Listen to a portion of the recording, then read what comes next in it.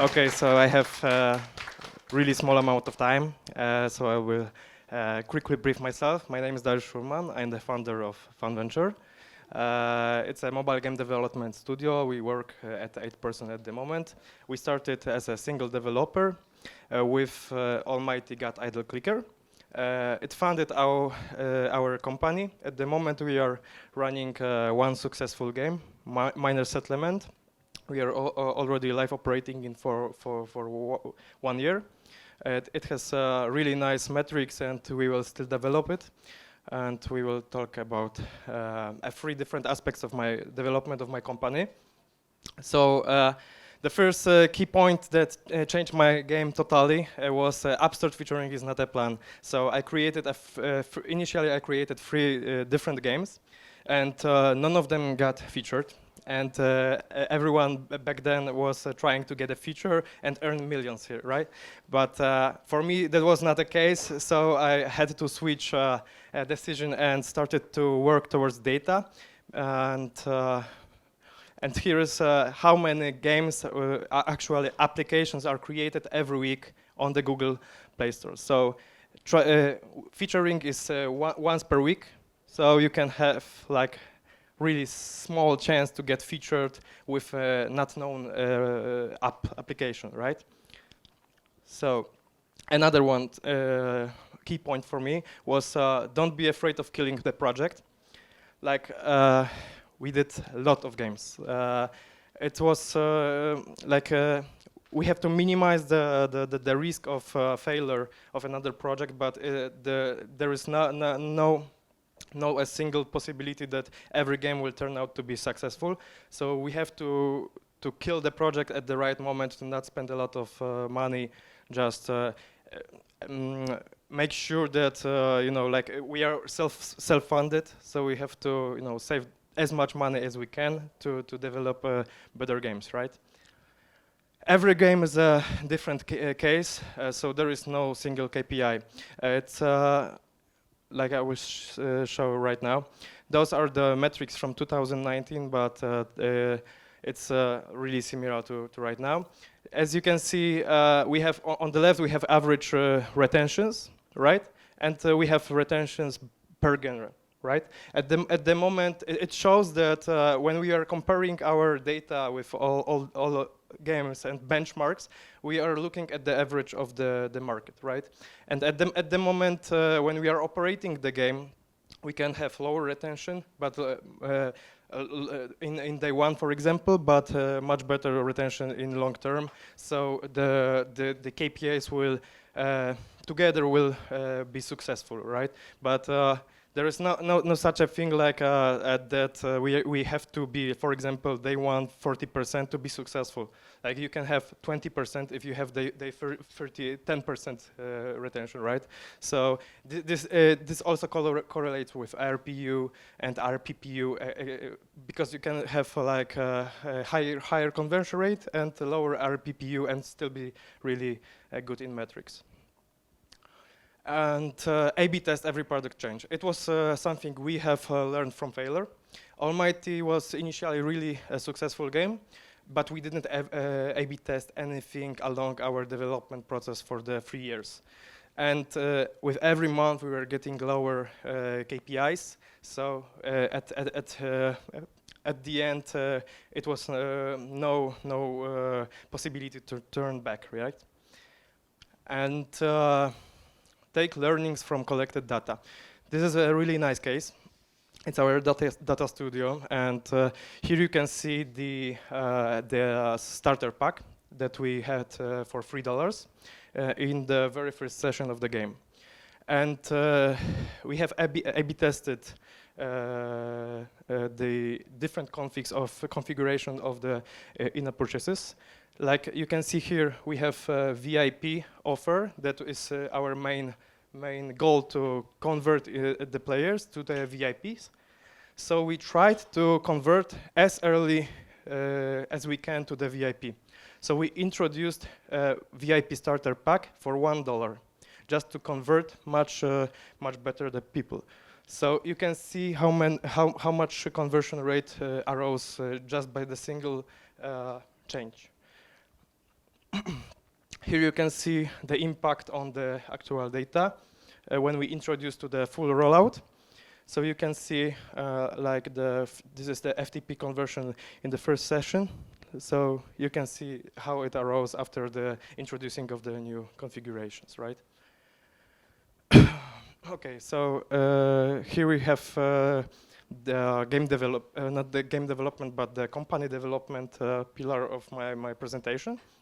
And first, the most important for me thing is don't depend on the single product. Here is an example of what we did and what we did wrong. Because we have been operating the game for the 3 years. But the decline was actual in the 1.5 year.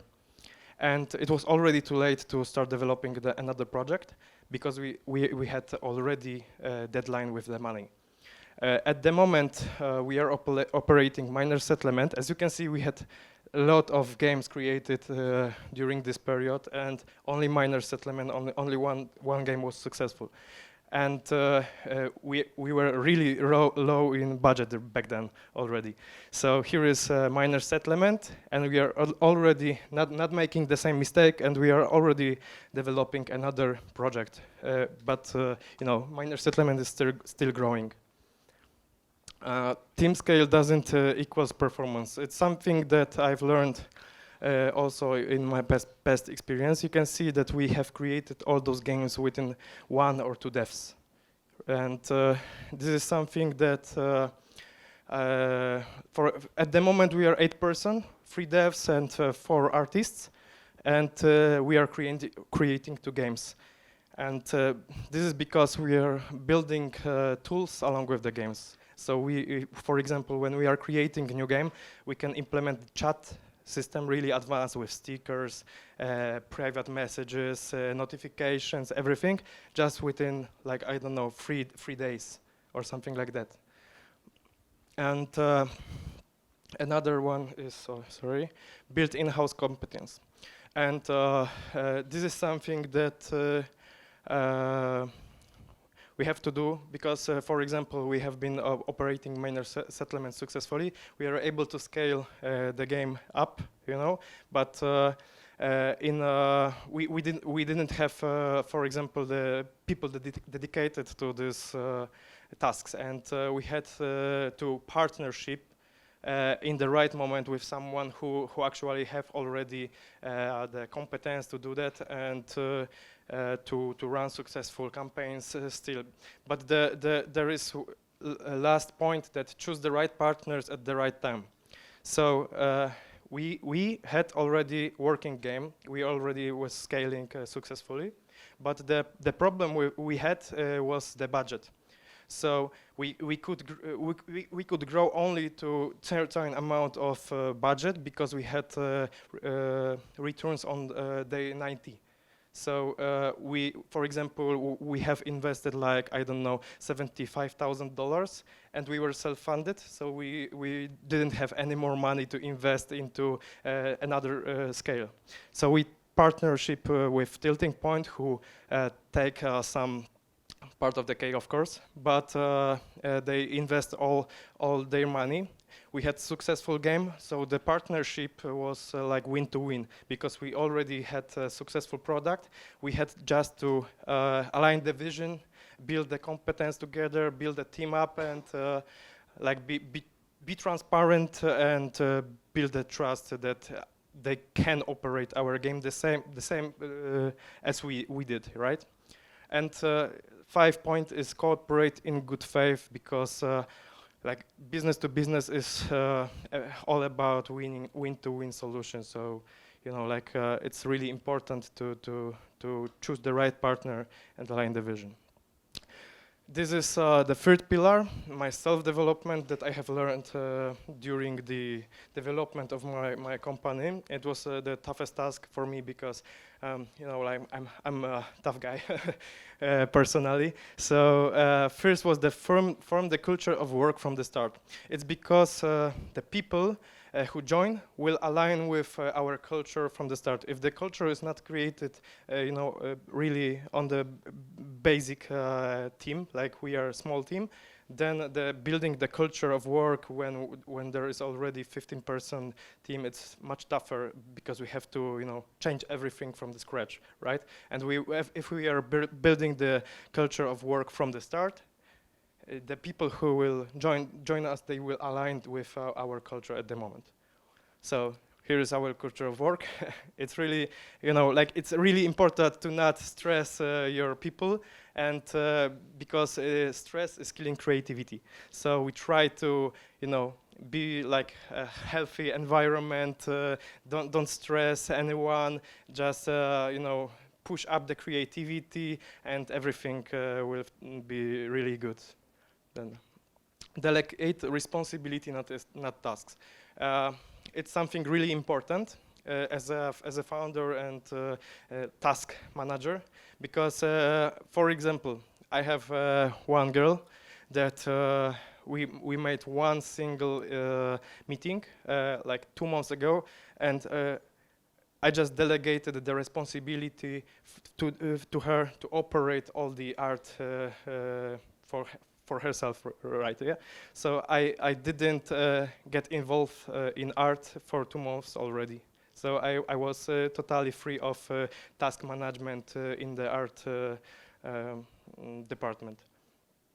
So just last 3 is trust your team expertise. So if you hire someone who is a specialist, just trust that he can do the job correctly, right? So don't ask him what to do. Don't tell him how you have to do this. If he's expertise and you hired him, trust his expertise, right? Share your knowledge and vision. It's really important to still develop your company. And for example, when I was a single person, I had to manage everything: UA, development, art, etc., etc. So I learned across all different types of company management. And when people joined, I had to share my knowledge as much so they align with the company vision of the product, and appreciate the team efforts. So everyone will be motivated to work for your actual company, not just come to the studio and do their task and come on, get out, right?